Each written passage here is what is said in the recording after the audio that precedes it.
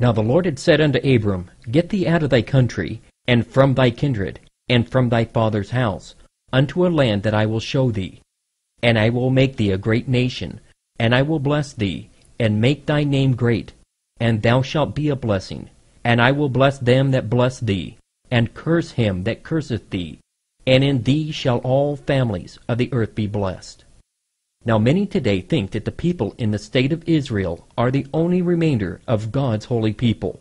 The Jews are the only people left of God's demonstration people.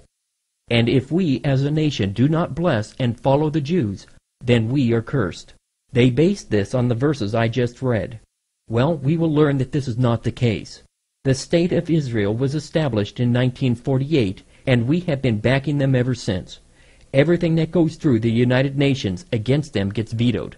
Everything we see happening in the Middle East is based on either oil or protecting the state of Israel. With the kindest of hearts and the best of intentions, I do not see a lot of blessings being poured out upon this land of ours. Rather, I see more evil coming in upon us. We have lost world influence and resources. Politicians buying into this deception has led us into a path of judgment and hatred from the world over. I will explain this further in a moment. All 12 male children of Jacob, all 12 tribes, have inheritance claims. Remember the days of old. Consider the years of many generations. Ask thy father, and he will show thee, thy elders, and they will tell thee.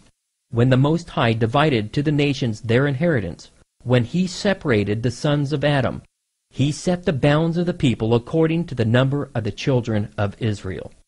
For the Lord's portion is his people, Jacob is the lot of his inheritance. How many times have we heard Abraham the Jew, Isaac the Jew, Moses the Jew, and how he led thousands of Jews out of Egyptian bondage? The fact is, none of these people were Jews, they were Hebrew. Abraham, a Hebrew, was the father of Isaac, a Hebrew, and Isaac was in turn father of Jacob, a Hebrew. After a vision from God and wrestling with the angel, Jacob's name was changed to Israel. Jacob Israel, therefore, was the very first Israelite. Jacob Israel had 12 sons: Reuben, Simeon, Levi, Judah, Dan, Naphtali, Gad, Asher, Issachar, Zebulun, Joseph, and Benjamin. These are all Israelites, for they are all from the seed of Jacob Israel. The Jews are descendants from the tribe of Judah, Jacob Israel's fourth son. Let me use this analogy to drive home the point. All salmon are fish, but not all fish are salmon. In the same way, all bloodline Jews are Israelites, but not all Israelites are Jews. With this in mind, consider this too. Even if all the people who call themselves Jews today could trace their bloodlines back to Abraham, and believe me, they cannot, they would only be entitled to 1/12 of the inheritance God set aside in the book of Genesis. The lineage of Judah, the Jews, are but one of 12 tribes. But all Jews are not from the tribe of Judah. Many became Jews by faith for fear of the Jews. These people became Jews by faith, practice, and even underwent ritualistic circumcision.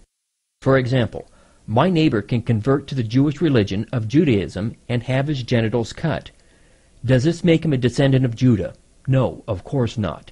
He becomes Jewish, or a Jew by religion only. He practices Judaism, the Jewish religion. In the apocryphal book of Maccabees, we learn how the Jews went out conquering, and they gave people a choice. Either become a Jew, or we'll lop off your head. So people like the Edomites, from the cursed lineage of Esau, became Jews. And within 80 years, an Edomite was on the throne, King Herod the Great. He was the man who ordered all the children in Bethlehem to be killed when Jesus was born. Around 800 A.D., there was a group of people living near the Crimea along the Caspian Sea. They were a pagan people called Khazars. Now Christians wanted them to become Christians. Muslims wanted them to become Muslim. They were getting pressed from both sides. And you know what they did? They said they would not become Christian because the Muslims would attack us. We don't want to become Muslim because the Christians would attack us. So they became Jews instead. They accepted Jewish rites and ceremonies. The first Jewish king, Bulan, went through ritualistic circumcision, and they all became Jews. A later king, Obadiah, strengthened Judaism by inviting rabbis into the kingdom and built many synagogues.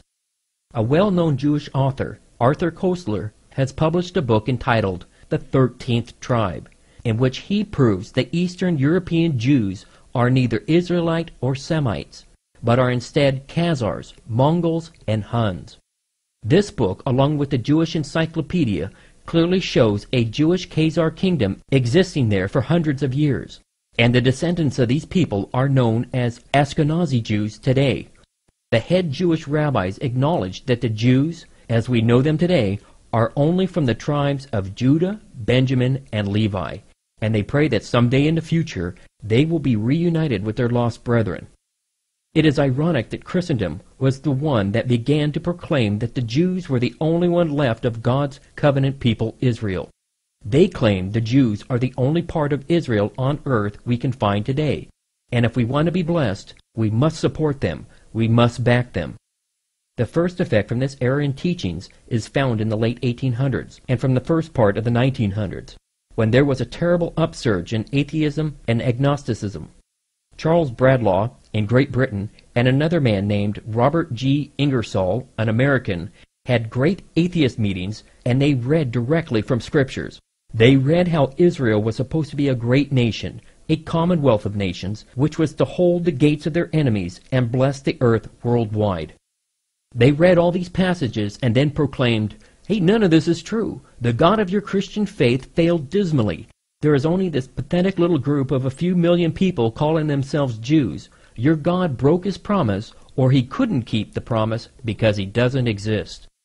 As a result, the Bible was seriously undermined, and the churches were largely responsible for what happened because they failed to rightly identify Israel. This is a quick history lesson regarding the tribes of Israel. In 1004 BC, King David ruled over the United Kingdom, conquered Jerusalem, and enlarged the empire of Israel. Solomon, known for his wisdom, followed David and built the first temple in Jerusalem on the threshing floor where the two Muslim mosques sit today. After Solomon's death in 922 BC, the leaders of the northern tribes rejected Rehoboam's claim of sovereignty and appointed Jeroboam as their king. The empire is now divided into two separate kingdoms, Israel in the north and Judah in the south.